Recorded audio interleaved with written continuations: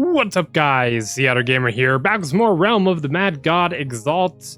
If you remember in the last episode, our samurai ran into some minor issues and ended up kicking the bucket. So we have a new character for us to play here. So without further ado, I am the Huntress. And here we are, a beautiful purple, purple or pink? Not actually quite sure.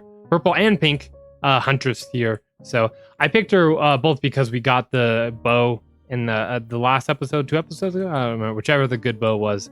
And also because she was the character that I had the least amount of fame with. So I figured it would be a good character to try out. I did get her to level 20 off camera, so you guys didn't have to watch me do that. And now, my dear viewers, we are going to head over to the Godlands and see if we can get some more fame and maybe get some pots and all sorts of good stuff. Before we begin talking about what I have for you guys today, I did want to thank everybody who stopped by my stream on Tuesday night. It was our community stream night. We had a good number of people here playing Realm of the Mad God with me. It was just a lot of fun. So, oh, that's right. I forgot what she has a trap, right? It was a lot of fun. So I do stream on Tuesday, Thursday, and Sunday nights at 8:30 p.m. That's Mountain Time. And Tuesday is the nights where I usually play with you guys. So if you're interested in getting in on that, definitely check that out. I do give precedence to the people who, show up to my stream more often. So, and I also set a little bit of a limit to how many people can be in the voice channel as well, just because it gets really hard to hear people, or for people in the stream to hear me as well, once you get more than 4 or 5 people in the voice chat. So if you're interested, definitely stop by the streams. That is self-promotion over. Let's talk a little bit about my job, because 2 episodes ago I kind of teased that we would be talking a little bit more about engineering. Sounds like you guys were pretty enthusiastic about that in the comments. So I just wanted to go over a little bit more of the day-to-day of what I do. Now, there are a lot of different types of engineers, right? So I'm a mechanical engineer.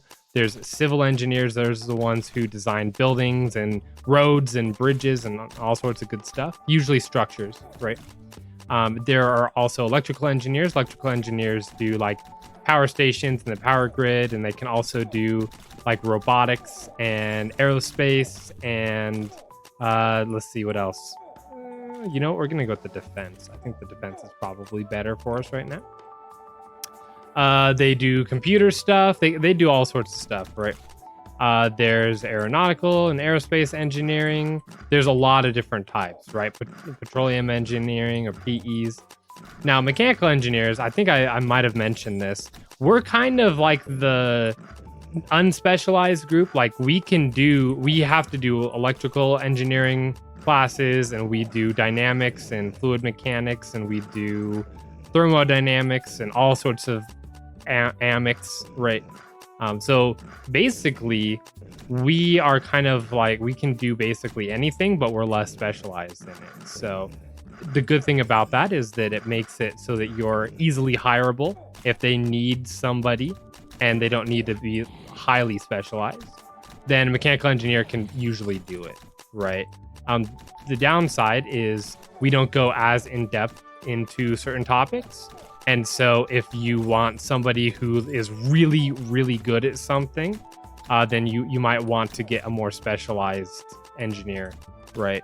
I'm not saying that mechanical engineers can't get really good at whatever they're doing, right? Obviously, if you do it enough, you're gonna pick it up, right? If you're any good at it. What I am saying is that, generally speaking, if you need an electrical engineer for very highly specialized work like aerospace or something, you'll probably hire the electrical engineer first over the mechanical engineer, right? Now, I'm an ME. I'm a professional engineer. That means I'm licensed through the state that I live in. That also means that I am specialized, right? Because when you take your PE test, at least for mechanical engineers, you have to tell them, there's 2 parts of the test. There's like a breadth and a depth. The breadth one, it is a little bit of everything that you should know. And then the depth one goes really in depth with a certain topic, right? And so my certain topic was HVAC because I design HVAC. That's heating, ventilation, and air conditioning. It's all the systems inside of a building that makes it heat up or cool down and or dehumidify and ventilate in order for you to be comfortable inside of that building. So those are the systems that I design. That means heat pumps, furnaces, boilers, all sorts of good stuff, right? So that is what I do for a living. Now there's different types of HVAC, right? There's commercial, there's residential. It's like the homes that you guys live in and that kind of stuff. Unless you live in a big apartment complex or something, in which case that would be considered commercial, depending on the size, right? So I do residential, so that's new home construction, right? And I just kind of wanted to go over kind of what I do day to day, and then also a little bit on how HVAC is designed, because I feel like it's one of those things that no one ever thinks about unless they have a problem, right? If your house is heating and cooling and you're comfortable in it, then you probably don't give a second thought to all of the numerous types of systems that could happen or that could be in your building in order to make that happen, right? Generally speaking, that means that it's going to be a furnace. That's a forced air furnace. Basically, you have a heat exchanger. Usually it's got natural gas burning inside of it. You force air through a blower motor across it. It heats up that air, and then that air goes through some ducting into whatever room you're in, and then it heats that room, and then you have a return duct to return the air back to the furnace to get reheated. That's how those system works. Heat pumps work the same way, only instead of burning fossil fuels, you are using basically an AC, right? An air conditioning. What is this? I don't think I've ever seen this place in my life. This must be new. What I got here? Anything worth it? I'll steal that. Sure, why not? So AC basically takes heat from, let's say, your refrigerator is a type of air conditioner, right? In a way. So they run off of the same type of cycle.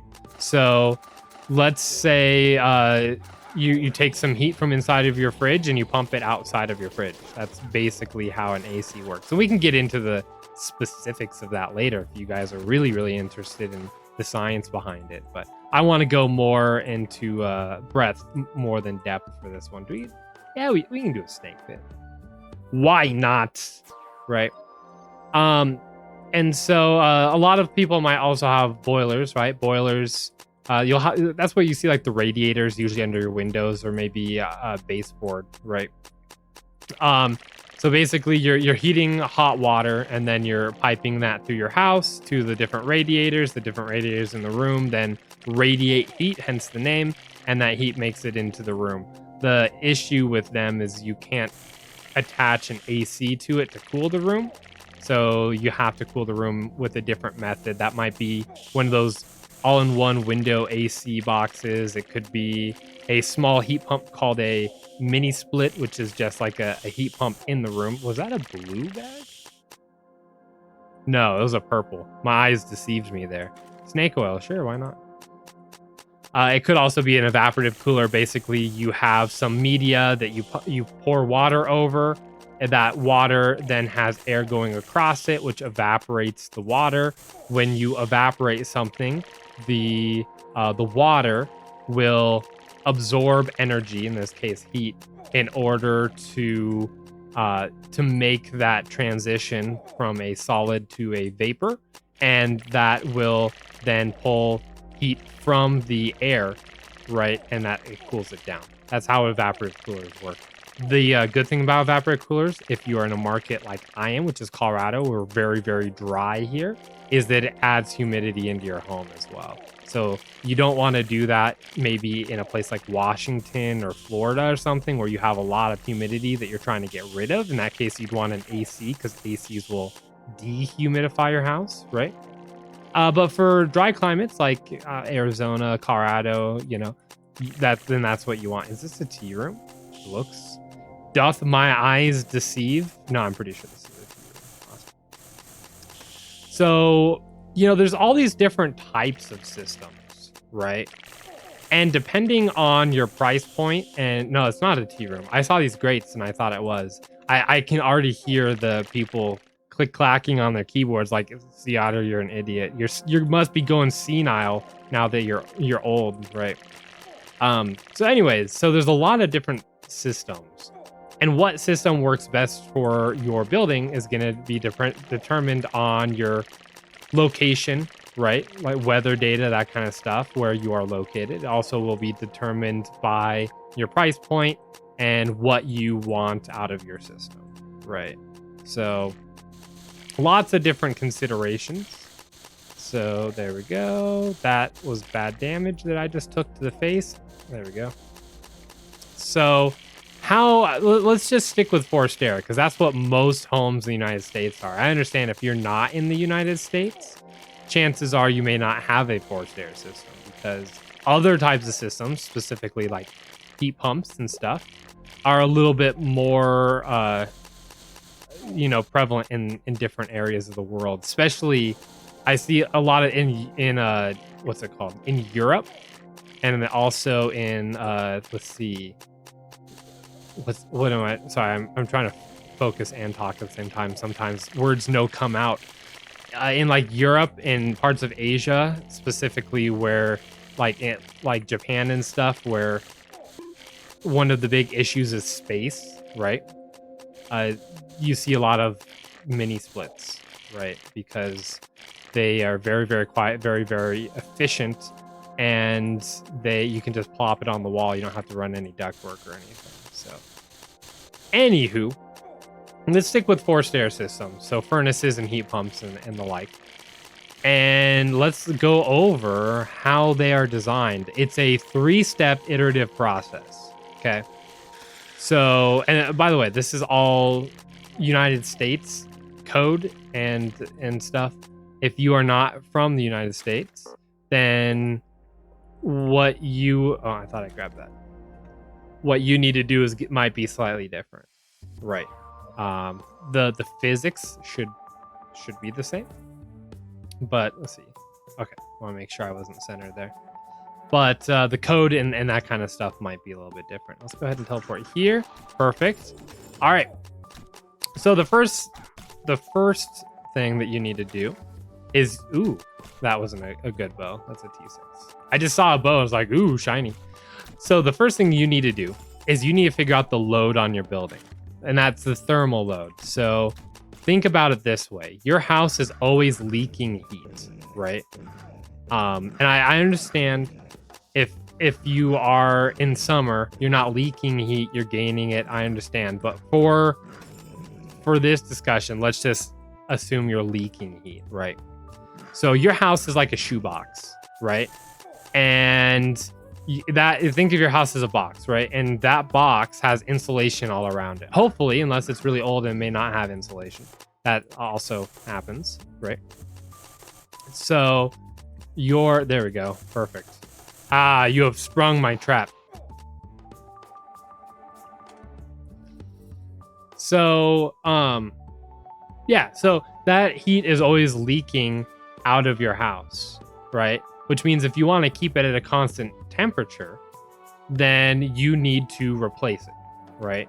So if it's leaking out, your house is cooling off, and then you replace that heat, then you can keep it at a constant temperature, right? Actually, a good way of thinking about it is like your house is a bucket of water with a little hole in it, right? And if you want to keep the water level of that bucket consistent, then because it's leaking out, you'll have to every once in a while add water into the bucket, right? In this case, water is obviously the heat in your house, okay? So the thermal load is given where you live and how many people are in your house and the shape of your house, the geometry of it, and also given the here we go, insulation and fenestration, which is just a fancy word basically for the windows, right, of your house. How much energy is leaking out at any given time that you need to replace, okay? And there are different ways to do that calculation, but generally speaking, let's not die, please. That would be bad to do right now. generally speaking, you do what's called a manual J. And a manual J is just a set of equations that you use to determine, I'm just gonna Nexus really quick and let's heal up. I would rather not lose this character. I know that that's a little bit more boring to watch, but that's all right. Got that for somebody. There you go. Happy birthday. So, oh, Pirate has a little bit more people in it. Let's go there. So, what we have to do is called a manual J calculation. What a manual J calculation does is it takes all of those bits of information in it, and it tells you if you want to keep it at a certain temperature, this is how much heat, both for heating and cooling, that you will need to replace. So that's the first thing that you do. And generally speaking, they're by room as well. So you'll get a total heat load for your entire house, and you'll get one for each room, which will be useful later when we're sizing ductwork and that kind of stuff. So once you know how much heat you need to replace in a building, I guess I don't really need any more potions, do I? Then you can size the equipment that you need to get that much heat. You see how this works? So it's like, let's say you need 80,000 BTU, which is quite a lot, actually. Then you would go and you would find a 80,000 BTU furnace, right? And that is the furnace that you need, okay? And then you do the same thing for AC. So for cooling, it doesn't have to be AC. I just say AC, but I mean whatever you're using for cooling. If it's a heat pump, then you just do that same calculation, and you have to size both both the heating and cooling at the same time. If it's AC, you do it twice, right? So now that you have the equipment that you're going to use to heat and or cool this house, then the next step is to engineer the distribution system to get the heat to where it needs to go, right? So remember before I said you'll get a heat loss calculation for each room? Well, now that you have that, you can now say, all right, if this furnace is outputting, I don't know, 1,000 CFM, and this room needs a tenth of that, then this room needs 100 CFM. And then you can size the ductwork to provide 100 CFM to whatever room that is, like maybe a bedroom or your study or something, right? And there's a few different ways we do that as well. Mainly what you do is, so here's how these systems work, okay? Your furnace turns on, the blower on your furnace will turn on, okay? And air will come out of the furnace into the supply side of your ductwork. That's the part of your ductwork that is supplying air to all of the different rooms. See how that works? Oh, look, it's another miner. That worked so well for us last time. So that supply side of your ductwork then pressurizes. Ooh, that's a shiny blade. Maybe I'll do a samurai here later and we can use it. And after that pressurizes, then air will be pushed to each room. And if you think about it, logically speaking, air would reach the closest room on that supply chain first, right? But actually the opposite is true, because the air hits the end of the supply and then pressurizes backwards.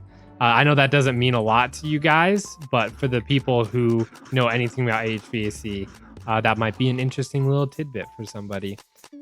Basically, it happens in reverse of what you think would happen, which is, air is weird. It's like the witchcraft of the sciences, right?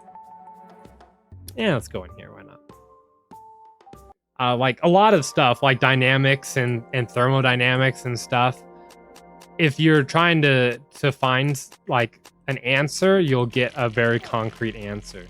With air, right? Fluid mechanics. That's what I was looking for. With fluid mechanics, though, a lot of times it's like we're pretty sure this is what happens, but we're not entirely sure. Something else could happen. We'll find out, but we'll find out after we build it. The other thing too is when they build it, if they don't build it exactly the way that you design it, which happens a lot, because air is very finicky, especially if you're at altitude like we are here in Colorado, then other things can happen that you didn't think about. So it's weird. It's definitely something that takes a lot of getting used to, I guess is where I'm going with that.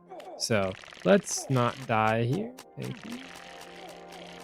Anywho, so yeah, so you did your load calculation, then you do your equipment selection, then you can size your ductwork, and then that's basically it. So, other cool things about what I do. So I do both the duct design and all that kind of stuff, but also the energy design. So how are we going to install these walls and ceilings and floor assemblies and windows and stuff to maximize the energy efficiency of your building, right? Which is its own thing. Which is super popular right now for obvious reasons as well. But ooh, we'll grab all the stuff and then we run. So here's a cool fact about Windows, right? Is this better than what we have? The defense is lower, the speed and dexterity is higher. But it's only lower by 1. You know what? I think we use this one. I don't know if that's a mistake or not, but we're gonna do it anyways. So, Windows. When you think about Windows, right? You probably just think of like a clear pane of glass, right? Most windows are double pane, which means that you have 2 panes of glass and some air, maybe some argon filled or something in the middle to add as a little bit of I don't want that.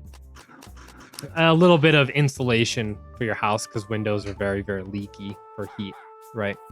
Oh, that's the miner over there. So when you think about windows, you probably think of like a single piece of glass, right? And the light just kind of goes through it, like passes through it and doesn't touch the glass at all. Probably what most people think, right? In reality, this is trippy. I don't think that, most people know about this, but in reality, what happens is that we'll do another snake. Today's the snake day, apparently. In reality, what happens is that there's people here already. Hello, friendo. Hello, Camlost. How you doing, buddy? The photons of light hit the glass, they get absorbed by the glass, and then they get re-emitted. And then it hits another piece of glass, right? And then it gets absorbed by that, and then it gets re-emitted. And it keeps going, getting absorbed and re-emitted over and over until it makes it to the last bit of glass. Then it gets absorbed and re-emitted, and that's what you see. So the light that you see, like air quotes, through a window is actually being produced by that last little bit of window. So I think that's interesting, and probably not what most people expect, right? So what else? So I went over kind of the basics of what you do to design ductwork. Let me go over what most of my job is, right? So I'm an engineer, obviously. I've said that before, if you were listening like 5 minutes ago. 20 minutes ago. Wow, I've been talking for a lot longer than I thought I had. So most of the time, I spend on a computer. And I think a lot of people think, engineer, they probably have a giant wrench and they're probably, building some machines and stuff. And there are people who do that. Those are called field engineers. But most engineers, they basically sit in front of a computer all day. I know that sounds super thrilling for everybody, right? But so most of what I do is load calculations for specific houses, right? So I'll have a master plan where I'll have all the different loads, right? And then they'll like, we need one for this specific lot. We need to turn the house so front door faces, east instead of south. So I have to go in and basically take the calculation I do and slightly edit it to match the house that's being built, right? So I know that sounds super thrilling. So, but basically you do all the work for every single house. Usually, some communities are master planned and they'll take the master plan design, right? So, which means you don't have to do it for every single house. You just do it once, and then they take the worst case one. So, no cemetery, which is sad. All right. A lot of my time is dealing with building departments, and the issues that I have with building departments is that a lot of them are power trippy. And so a lot of them are very nice. I have a lot of good contacts in the building departments that I build into. Another snake pit. I mean, sure, I guess. We're gonna be Speedy Gonzalez with our Huntress here. We're gonna get all the speed potions. How many more do I need to? I should probably look at that. I need 23 more. Am I reading that right? I think I'm reading that right. I think I need 23 more to max. Yeah, so a lot of the time I'm dealing with building departments, and a lot of them are very good, right? Some of them I would say are in the clueless category. That just happens anywhere that you work though, right? But occasionally you get the people who are like, all right, I don't care what the code says. I want this, and we're not building the house unless I get what I want. And those are the people that I have to deal with every once in a while. That's one of the worst parts of my job. And the reason why is like this person here that works at this building department is not the person writing the code, right? That is not their job to write the code. So it's up to a lot of lawyers and a lot of politicians, which also are lawyers usually, unfortunately. And so it's like, it'd be like, I don't know, it'd be like, what's a good example? I can't think of a good example without making people mad at me. Be like, all right, I mean, I'm gonna use the example that's gonna make people mad. It'd be like getting pulled over by a cop, and the cop says, I don't care what the speed limit sign says, you're going 65, but and the speed limit sign said 65, but I think you should be going 50, so I'm giving you a ticket, right? That's what it feels like. It's like it's not your job to come up with the speed limit. But I digress.